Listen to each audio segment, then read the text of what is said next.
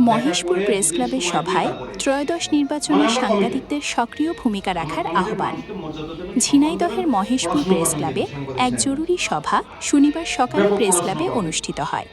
সভায় আগামী ত্রয়োদশ নির্বাচনে সকলকে নিরপেক্ষতার সাথে সক্রিয় ভূমিকা রাখার আহ্বান জানানো হয়।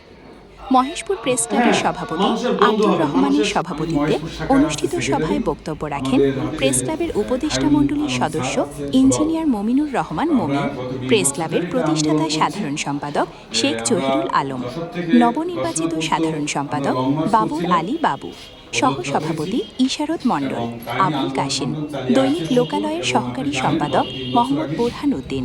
অন্যান্যদের মধ্যে উপস্থিত ছিলেন মোহাম্মদ আলমগীর হোসেন, এনামুল ইসলাম, আব্দুল হালিম চঞ্চল, লিটন, জনসহ প্রেস ক্লাবের দপ্তর সম্পাদক মোহাম্মদ ওসমান গনি প্রমুখ।